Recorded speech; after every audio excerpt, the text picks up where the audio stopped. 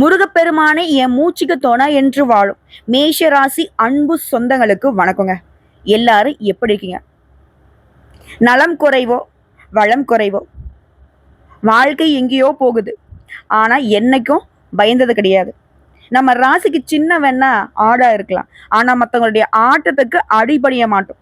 அதே போல மற்றவங்களை ஆட விட்டு வேடிக்கையும் பார்க்க மாட்டோம். நியாயமா இருக்கியா துணை வருவேன், அநியாயமா இருக்கியா அழிச்சு போடுவேன். என்னங்க மேஷராசிக்காரங்க ரொம்ப வம்பான ஆளுங்க போலையே, சண்டைக்கே நிற்பாங்க போலையே அப்படின்னு சொன்னா ஆமா நிற்போம். அநியாயத்துக்கு எதிராக சண்டை போடுவோம். போர் குணம் கொண்டவங்க தான். போராடியும் நல்லதை மட்டுமே நிலைநாட்டணும்னு பாடு வைப்போம். எனக்கு பிரச்சனையா பரவாயில்ல, நான் சமாளிச்சுக்கிறேன். ஆனா என்னை சுத்தி இருக்கவங்களுக்கு பிரச்சனையா, இல்ல பொதுப்படியா யாருக்காவது என்ன பிரச்சனை நடக்குதா தட்டி கேட்பேன். ஏன்னா முருகனுடைய அனுகிரகம் படித்தவங்க இவங்க சும்மா இருக்கவே மாட்டாங்க. ஒரு சிலர் சொல்லுவாங்க, டே வீட்டுல சும்மாவே இருக்க மாட்டியா, சும்மாதான் ஏண்டா, எங்கேயாச்சும் ஒரு வம்பு வழக்கு இழுத்துட்டு வர அப்படின்னா இவங்களா போய் வம்பு வழக்கு இழுக்க மாட்டாங்க.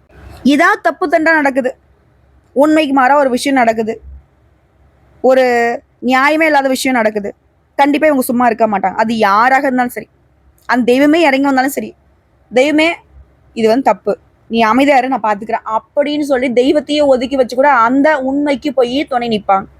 ஒருத்தங்க உறக்க பேசுறாங்கன்னா அவங்களுடைய வார்த்தையில உண்மை இருக்கும், அவங்களுடைய மனசுல உண்மை இருக்கும்.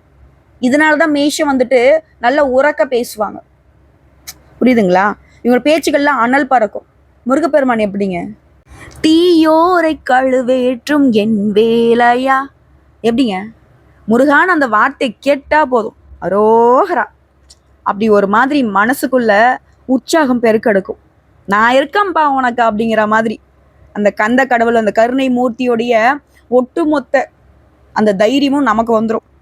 முருகப்பெருமானை பத்தி யார் நினைக்கிறாங்களோ இல்லையோ, மேஷம் கட்டாயம் நினைச்சே ஆகணும். செவ்வாய் பகவானை அதிபதியாக கொண்டவங்க நீங்க. அவருடைய அதிர்ஷ்ட தெய்வம் முருகப்பெருமான். ஸோ உங்களுக்கான இஷ்ட தெய்வம் அதிர்ஷ்ட தெய்வம் குலதெய்வமாக கூட நீங்க வந்து முருகப்பெருமான வழிபாடு செய்யறது மட்டுமே உங்களுடைய வாழ்க்கை சிறப்பாக மாற்ற ஒரே வழி. அதாவது சுக்குக்கு மிஞ்சின மருந்தும் இல்லை, சுப்பிரமணியனுக்கு மிஞ்சின தெய்வமும் இல்லை. இந்த மேஷ ராசிகளை பார்த்து யாராவது உனக்குலாம் என்ன தெரியும்னு பேசினான்னு வச்சுக்கோங்களேன், அவங்கள மாதிரி ஒரு விவரம் தெரியாத ஆட்களை பார்க்கவே முடியாது. காரணம் கேட்குறீங்களா? மேஷ ராசிகளோட விஷயத்த பேசினானா அதுல வந்துட்டு ஆதி முதல் அந்த வரைக்கும் தெரிஞ்சுக்கிட்டு தான் பேசுவாங்க. அதே போல எல்லாத்தையும் தெரிஞ்சுக்கிட்டு தெரியாத அமைதி காக்குறதும் இவங்கள தான் இருப்பாங்க. ஏன்? முருகப்பெருமானுடைய அருள் படைத்தவங்க. ஏன்னா ஈசனுக்கே வேதத்திற்கான பொருள் உரைத்ததால் தான் முருகப்பெருமான் எப்படி போற்றப்படுறாரு, குருவிற்கு எல்லாம் மேலான குருவாக கருதப்படுகிறார். முருகனை வழிபாடு செய்றீங்களா, எப்பேற்பட்ட பிரச்சனையாக வேணா இருக்கட்டும், அது இருந்த இடம் தெரியாம ஓடி போயிடும். முருகான்ற மந்திர சொல்லுக்கு அந்த திருநாமத்தை நீங்க ஒரே ஒரு முறை சொன்னா போதும். மனதார சொல்லுங்க, உண்மையான பக்தியோட சொல்லி பாருங்க. உங்களை தொடர்ந்து வந்த பல பிறவைகள்ல இருந்து தொடர்ந்து வந்த துன்பங்கள் கூட, வினைகள் கூட, இனி வரக்கூடிய துன்பங்கள் கூட ஓடி போயிடும். ஏன்னா அந்த அளவுக்கு உயர்வான பவர்ஃபுல்லான மந்திர சொல்லது. தினம் தினம் சொல்லணும் கூட அவசியம் கிடையாது. அதே போல அந்த முருகப்பெருமான நீங்க இப்படிதான் வழிபாடு செய்யணும் அப்படிதான் வழிபாடு செய்யணும் அவசியம் கிடையாது. இப்ப எல்லா தெய்வங்களுக்கும் ஒவ்வொரு மந்திரம் இருக்கும், காயத்ரி மந்திரம் இருக்கும், அந்த தெய்வங்களுக்கான உரிய மந்திரங்கள் இருக்கும். ஆனா முருகப்பெருமானுக்கு அவருடைய பெயரே வந்துட்டு திருமந்திரம் தான். முருகான்னு சொன்னா போதும், பிரச்சனைகள் எல்லாமே தீர்ந்து போகும். அட என்னமா நீ வளன்னு பேசிட்டு இருக்க, என்ன இப்ப முருகப்பெருமான வழிபாடு செய்யணுமா, எதுக்கு நீ தேவையில்லாத கிளாஸ் எடுத்துட்டு இருக்க, எல்லாம் எங்களுக்கு தெரியும்னு சொன்னா சந்தோஷங்க. தெரியாதவங்களுக்காக தான் இதை நான் பேசிட்டு இருக்கேன், மன்னிச்சுக்கோங்க. சரி, இப்போ வந்து தலைப்பை பார்த்து தலைப்பிற்கான பதிவை பார்க்கலாம். இப்போ நான் ஆரம்பத்திலே ஒரு விஷயம் சொன்னேன், மேஷ ராசிக்காரங்க போராடுறீங்க, வாழ்க்கையோட கஷ்டங்கள்ல இருந்து கவலைகள்ல இருந்து மீண்டுடுவோமா, முன்னேறிடுவோமா, இப்படி. ஸோ தனி ஒருவனாக நின்று வாழ்க்கையே போராடி கொண்டிருக்கக்கூடிய மேஷத்திற்கு 3 கிரகங்களுடைய பலம் கூடுவதனால மே மாதம் 31 பிறகு உங்களுக்கு பெருசா இருக்கக்கூடிய அந்த 8 பிரச்சனைகள் முடிவுக்கு வருது. 100% உண்மைங்க. இது வந்து கடவுள் எழுதிய தலைவிதி. ஸோ இதை பத்தி நம்ம தெளிவா பார்க்கறதுக்கு முன்னாடி மேஷ ராசிக்கு நான் பலன் சொல்றேன் அப்படின்னா, உங்களுடைய அதிர்ஷ்ட தெய்வமான முருகப்பெருமானை வழிபாடு செய்யாம இந்த பதிவை நான் தொடங்கவும் முடியாது, முடிக்கவும் முடியாது. ஸோ அந்த வகையில் ஓம் சரவண பவ.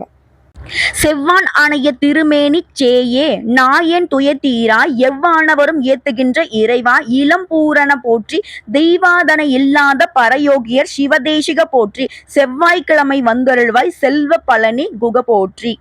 என்னம்மா ஏதோ சொல்ற, அது என்னன்னு எனக்கு புரியலையே. செவ்வாய்க்கிழமைகள்ல இந்த மந்திரத்தை சொல்லி முருகப்பெருமான வழிபாடு செஞ்சோன்னா என்னம்மா உனக்கு பிரச்சனை, என்னப்பா உனக்கு பிரச்சனை? எல்லாமே வந்த வழி தெரியாம இருந்த இடம் தெரியாம மறைஞ்சு போகும். வந்த துன்பம் விலகும், வரக்கூடிய துன்பம் அப்படியே விலகும். இதெல்லாம் எனக்கு சொல்ல தெரியாதம்மா, சிம்பிளா சொல்லு.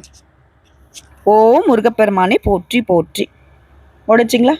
54 முறை, 108 முறை, 1008 முறை. உங்களால் இதில் எந்த நம்பர்ஸை வந்துட்டு சொல்ல முடியுமோ சொல்லுங்க. நல்லதொரு மாற்றத்தை அந்த வெற்றிவேல் முருகன் வேலோடையும் மயிலோடையும் வந்து உங்களுக்கு அருளிடுவார். அப்புறம் ஒரு விஷயம், அந்த 54, 108, 1008 சொன்னா போதுமா?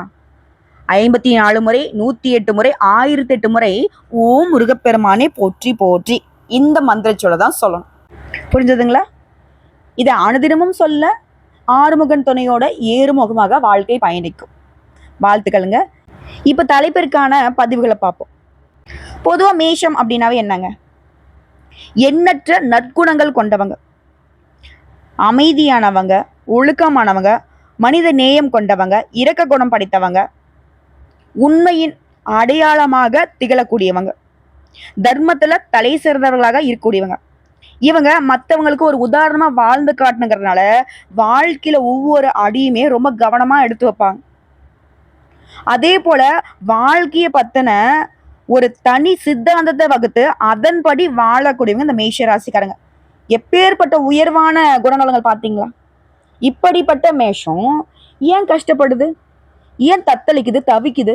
யாரு ஏன் துணை இல்லாம போறாங்க, ஏன் தனியா நிக்கிறாங்க இவங்க? அதான் சொல்லிட்டேனே, நல்லவங்க வல்லவங்க இந்த கலியுகத்துல எங்க தனியா தான் நிக்கணும். பொய், சூது, வாது, பித்தலாட்டம், ஏமாத்துறது, இவங்கெல்லாம் தான் ஒத்துமையா இருக்காங்க. இந்த சிவாஜி படத்துல ரஜினி சார் சொல்லுவார் இல்லைங்களா, பண்டிகை தான் கூட்டமா வரும், சிங்கம் சிங்கிளா தான் வரும். அப்படிதான் மேஷம் வந்துட்டு ஆடுதான் சின்னம், ஆனா நான் முன்னாடி சொன்னதுதான், சிங்கத்தை விட மேலான ஆளுமை திறன் படித்தவங்க தனியா நிப்பாங்க, சாதிச்சும் காட்டுவாங்க.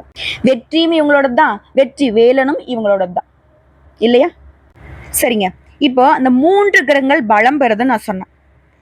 அது எந்த கிரகம் பார்த்தீங்கன்னாக்கா, ஜோதிட சாஸ்திரப்படி ஒவ்வொரு கிரகம் ஒவ்வொரு ராசியில ஒரு குறிப்பிட்ட கால இடைவெளியில ராசியை மாற்றும். அப்போ சக்தி வாய்ந்த யோகங்கள் உருவாகும். அப்படி உருவாகக்கூடிய நேரத்துல எல்லா ராசிகளுடைய வாழ்க்கையிலுமே ஒரு வித தாக்கம் இருக்கும், நல்லதும் இருக்கும், பாதிப்பும் இருக்கும்.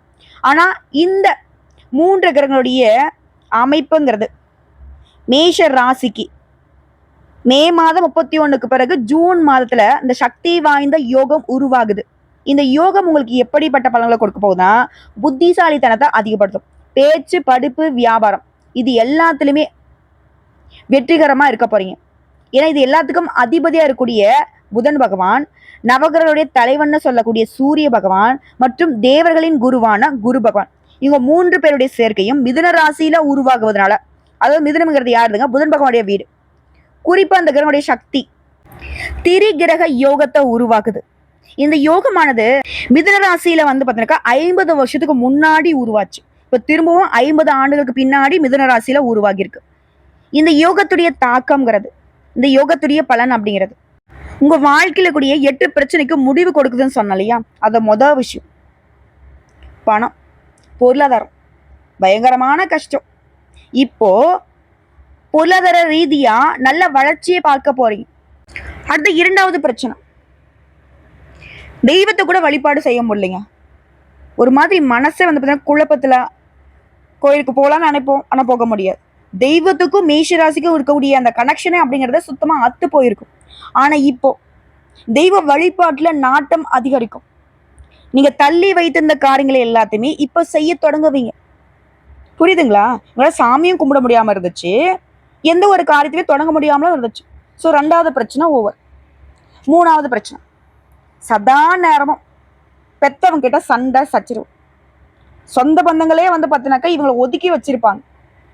ஒரு கட்டத்துல மேஷராசி என்ன பண்ணிருப்பீங்கன்னா, யாரும் வேணாம் போங்கடா அப்படிங்கிற மாதிரி மேஷராசி ஆண்களும் சரி பெண்களும் சரி ஒரு மாதிரி வெறுப்புல இருந்திருப்பீங்க. ஆனா இப்போ பெற்றோர் உடனான உறவுங்கிறது இணக்கமா இருக்க போகுது. உங்களால தெளிவான எண்ணங்களால குடும்பத்துல உங்களுக்கு மதிப்பு மரியாதை உயர போகுது. இதே பெரிய விஷயம்.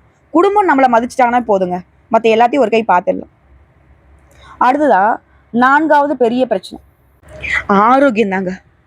நெடு நாட்களாக உங்களை வாட்டி வதைத்த உடல் உபாதைகள்ல இருந்து இப்போ முழுசா விடுபட போறீங்க. ஆரோக்கியம் சிறப்பா இருக்க போகுது. அடுத்து 5வது விஷயம், 5வது பிரச்சனை, வெளியூர்ல வெளிநாட்டுல இருந்து நீங்க எதிர்பார்த்த நல்ல செய்தி வராமலே இருந்திருக்கும். நீங்களும் இப்போ வரும் அப்போ வரும்னு எதிர்பார்த்துட்டே இருந்திருப்பீங்க. அது போல வெளிநாடு மற்றும் வெளியூர்கள்ல இருந்து நல்ல செய்திகள் உங்களை வந்து அடையும். அடுத்ததா 6வது பிரச்சனை வருமானம் தான். எதை செஞ்சாலும் சரி நஷ்டம். தொழில நஷ்டம், வேலையில் நஷ்டம், இப்படி நஷ்டத்துல போயிட்டு இருந்த உங்க வாழ்க்கை இனி லாபகரமான முதலீடுகளை செய்து உபரி வருமானம் நிரந்தரமா வருவதற்கு வழி வகுத்து கொள்ள போறீங்க. வருமானத்துக்கு வழி உண்டு. அதாவது தொழில் செய்றீங்களா, நல்ல லாபம் இருக்கும். அதே போல உத்தியோக பணிகள் இருக்கீங்களா, சம்பள உயர்வு கிடைக்கும், பதவி உயர்வு கிடைக்கும். இதை தாண்டி உபரி வருமானத்துக்கான வழியுமே இருக்குங்க. பணம் அப்படிங்கிறது பல வழிகளில் உங்களை வந்து சேரப்போகுது. அடுத்து 7வது, உடன்பிறப்புகள் கிட்ட, சகோதரன் சகோதரி இவங்கிட்ட இருந்த மனக்கசப்புகள் இப்போ விலகுது. அவங்க உங்களை புரிஞ்சுப்பாங்க. அவங்களுடைய குறைகளை நீங்க எப்பவுமே வந்து பெருசுபடுத்தினதே கிடையாது.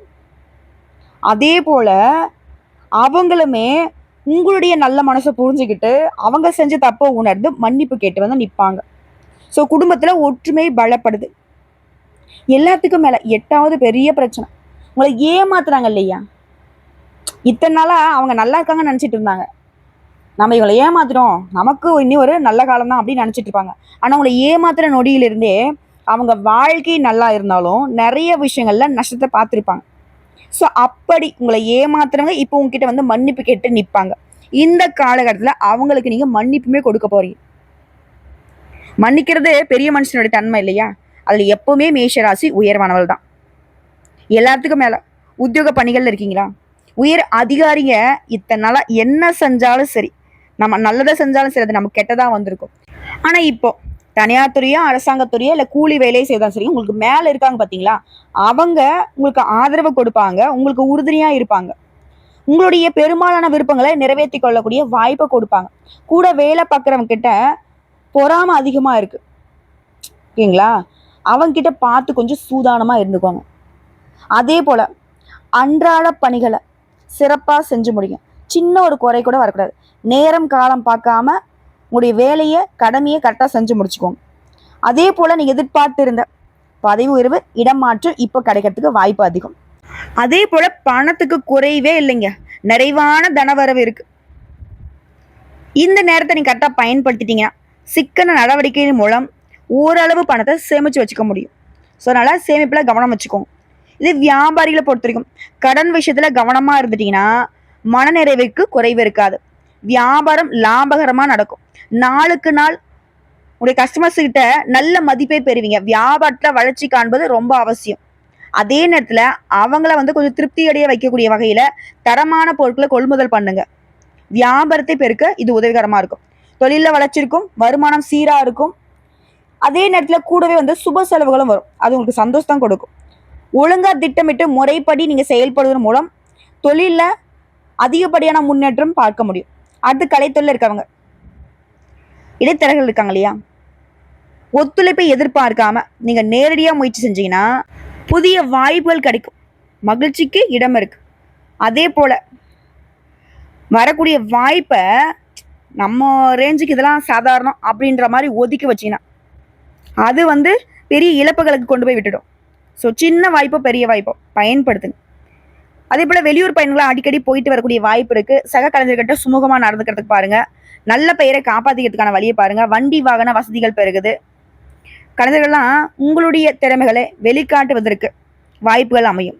அடுத்து மாணவர்கள், நீங்கள் முயற்சி செஞ்சீங்க அப்படின்னாக்கா கல்வியில் நாளுக்கு நாள் முன்னேற்றம் உண்டு. தேர்வுகளை அதிக மதிப்பெண்களை பெற்று உங்களோட உயர்கல்வி கனவுகள் நனவாகும். அதே போல் இடையில நின்றுட்டவங்களாம் இப்போ தேர்வு எழுதி அதை பாஸ் பண்ணிடுவீங்க. எல்லாத்துக்கும் மேலே ஒரு சில வெளிநாட்டுக்கு போயிட்டு படிக்கிறதுக்கு கூட வாய்ப்பு இருக்குது. ஞாபக மருதி, உடல் சோர்வு, இது எல்லாமே முழுசாக உங்களை விட்டு போகுது. சுறுசுறுப்பாக வளம் வர போகிறீங்க. ஆனால் ஒரு விஷயம் மட்டும் இந்த மேஷ ராசிக்காரன் செய்யக்கூடாது. இந்த குளத்துல குளிக்கிறேன், குட்டையில் குடிக்கிறேன்னு சொல்லிட்டு தண்ணியில் கொஞ்சம் கவனமாக இருந்துக்கோங்க. அடுத்த அரசியல்வாதிகளுக்கு உங்களுக்கு சில சோதனைகள் வந்தாலும் அதை சாதனையாக மாற்றிப்பீங்க. ஏன்னா உங்கள் மனசு உறுதியாக இருக்குது. இத்தனை காலமாக எந்த அளவுக்கு பொறுமையாக இருந்தீங்களோ இதன் காரணமாக தலைமை கிட்ட பேர் அன்பையும் நன்மதிப்பையுமே பெற்று வச்சிருக்கீங்க. இது அசைச்சி பார்க்குற மாதிரி சில சோதனைகள் வரும். அதுக்கு இடம் கொடுக்காதீங்க. மனசை அலைப்பாய விடாதீங்க. யாருடைய ஆசை வார்த்தைகளுக்கும் மயங்காதீங்க. புரியுதுங்களா? கரெக்டாக இருந்துட்டா போதும். நீங்கள் எதிர்பார்க்காத அளவுக்கு பெரிய பதவிகள் உங்களை தேடி வரும். உடைய நோக்கங்கள் எல்லாமே இப்போ நிறைவேறும். பெண்களை பொறுத்த வரைக்கும் எதிர்பாராத நன்மைகளை பெற போறீங்க. தள்ளி போயிட்டு இருந்த திருமணம் திடீர்னு முடிவாகும். திருமண வாய்ப்புகளை பெறுவீங்க. உடல் நலனில் இருந்த சிறு சிறு உபாதைகள் இப்போ சரியாகுது. கோபத்தை கட்டுப்படுத்தி வச்சுக்கோங்க. குடும்பத்தில் இருக்கக்கூடிய சங்கடங்கள் மறையுது. அதே போல் வேலை நிமித்தமாக தனியார் துறையும் அரசாங்கத்துறையும் வேலை பார்த்தீங்க இல்லையா, பெண்கள் குடும்பத்தை விட்டு பிரிஞ்சிருப்பீங்க. தம்பதிகளை பொறுத்த வரைக்கும் பிரிஞ்சு இருந்திருப்பீங்க. இப்போ திரும்பவும் ஒன்றிணைந்து வாழ்வதற்கான வாய்ப்பு அமைஞ்சிருக்கு. ஸோ இப்போ வரைக்கும் பார்த்து மேஷ ராசி செய்ய வேண்டிய விஷயங்களும் கவனமாக இருக்க வேண்டிய விஷயங்களும் பார்த்தாச்சு. இப்போ முழுசா உங்களுக்கு எந்த மாதிரியான அதிர்ஷ்ட பலன்கள் கிடைக்க போகுதுன்னு சொல்லட்டுமா? திடீர் நிதி நன்மைகள் கிடைக்கும். தொழில் அதிபர்கள்லாம் நல்ல லாபத்தை பெற போறீங்க. எப்பேற்பட்ட சவால்களுமே புத்திசாலித்தனமா சமாளிக்கக்கூடிய திறனை கொண்டிருக்க போறீங்க. வியாபாரிகள் நல்ல லாபத்தை தரக்கூடிய அற்புதமான புதிய ஒப்பந்தங்களை பெற போறீங்க. புதிய வருமான ஆதாரங்கள் திறக்கப்படும். நிதிநிலை வலுவா இருக்கு. குடும்ப வாழ்க்கையில மகிழ்ச்சிக்கும் அமைதிக்கும் குறைவு இருக்காது. நீண்ட நாள் ஆசைகள் எல்லாமே நிறைவேற போகுது. ஒட்டுமொத்த உங்க வாழ்க்கையில அதிர்ஷ்டம் பிரகாசிக்க போகுது. சமுதாயத்துல மதிப்பு மரியாதை அதிகமாகும். செல்வாக்கு மிக்க நபர்களுடைய நட்பு கிடைக்கும். வெளிநாட்டு பயணங்களை மேற்கொள்வதற்கான வாய்ப்புகள் கிடைக்கும். அதே போல அடுத்தடுத்து குடும்பத்திலுமே சுப நிகழ்ச்சிகள் அதிகமாக நடக்கும். நீங்களுமே நிறைய சுப நிகழ்ச்சிகள்ல பங்கேற்கக்கூடிய வாய்ப்பு இருக்கு. புதிய வேலைகளை தொடங்கக்கூடிய எண்ணங்கள் இருந்தா இந்த காலத்துல தொடங்க நல்ல வெற்றி கிடைக்கும். இது தொடர்ந்து உங்களுடைய பணம் ஏதாவது வெளியில சிக்கியிருந்தா இப்போ முயற்சி பண்ணுங்க. அந்த சிக்கிய பணம் கைக்கு வரும். வருமானத்துல உயர்வு ஏற்படுது. வாழ்க்கையில முன்னேற்றத்துக்கான புதிய வாய்ப்புகள் கிடைக்கும். வேலை பார்க்குறீங்க, தனியார் துறையோ அரசாங்கத்துறையோ, ஆண்களோ பெண்களோ, பதவி உயர்வு கிடைக்கிறதுக்கு வாய்ப்பு இருக்கு. அதே போல அலுவலகத்துல உங்களுக்கு கொடுக்கப்பட்ட வேலையை திறம்பட செய்து முடிப்பீங்க. உயர் அதிகாரிகிட்ட முழு ஆதரவு கிடைக்கும். அதே போல பங்கு சந்தை இல்லை ஏதாவது விஷயத்துல முதலீடு பண்ணியிருந்தீங்கன்னா அதுல இருந்து இப்போ ஏற்கனவே செய்த முதலிலிருந்து இப்போ நல்ல லாபம் கிடைக்கும். பங்கு சந்தை, பந்தயம், லாட்ரி மூலம் நல்ல நிதி ஆதாயங்களை பெறுவதற்கு வாய்ப்பு இருக்கு. ஸோ ஒட்டு மொத்தமா இந்த 3 கிரகங்களுடைய பலம்ங்கிறது, இந்த திரிகிரக யோகத்துடைய பலன் அப்படிங்கிறது நீண்ட காலமாக நீங்க ஆசைப்பட்ட காரியங்களை நிறைவேற்றி கொடுக்குது. மன நிம்மதி, மகிழ்ச்சி அதிகமாகுது. தொழில் மற்றும் பண வருமானத்தை பெரும் வளர்ச்சியை பார்க்க போறீங்க. சமுதாயத்துல மதிப்பு மரியாதை உயர்ந்து புதிய முதலீடுகள்ல வெற்றிகரமான லாபத்தை பார்க்க போறீங்க. அதே போல உடல் ஆரோக்கியம் சிறப்பா இருக்கும். பொறுப்பு மற்றும் தலைமைத்துவம் அதிகரிக்கும். பணப்புழக்கம் அதிகமாகும். புதுசாக வேலை வாய்ப்புகள் கிடைக்கும். பதவி உயர்வு, வளர்ச்சி கிடைக்கும். சொத்துக்களில் முதலீடு பண்ணுவீங்க. ஸோ இது எல்லாமே உங்களுக்கு நிலச்சிருக்கணும்னா புதன்கிழமைகள் தோறும் பெருமாளுக்கு துளசி மாலையிட்டு வழிபாடு செய்யுங்க. நினைச்ச காரியங்கள் நடக்கும். அதே போல சனிக்கிழமைகள்ல ஆஞ்சநேய பெருமானுக்கு வெண்ணெய் சாற்றி வெற்றிலை மாலை அணிந்து வழிபாடு செய்ய வெற்றிகள் தொடரும். அதே போல ஒவ்வொரு சனிக்கிழமையுமே ஏதாவது ஒரு ஆலயத்துக்கு போயிட்டு வாங்க. வியாழக்கிழமைகளை குரு பகவானுக்கு மஞ்சள் வஸ்திரம் சாற்றி வழிபாடு வைங்க. பணம் பத்தின கவலைகள் மாறியும். செவ்வாய்க்கிழமைகள்ல அனுமந்த பூஷணை வழிபாடு செய்யறதுமே சிறப்பு தான். ஸோ மேஷ ராசி மனசுல ஃபிக்ஸ் பண்ணிக்கோங்க. நீங்க முதன்மையாக வணங்கக்கூடிய 4 தெய்வங்கள், முதல்ல முருகப்பெருமான், அப்புறம் பெருமாள், அதுக்கப்புறம் குரு பகவான், அவருக்கு அப்புறமா அனுமன். இந்த 4 தெய்வங்களையும் உங்களால் எப்பெல்லாம் வழிபாடு செய்ய முடியுதோ வழிபாடு செய்யுங்க. உடைய வாழ்க்கையில் இருக்கக்கூடிய எப்பேற்பட்ட கஷ்ட காலத்தையுமே இல்லாமல் போக்கிடுவாங்க. வாழ்த்துக்கள்ங்க. உடைய எண்ணம் போலவே வாழ்க்கை உங்கள் கையில் கிடைக்க போகுது.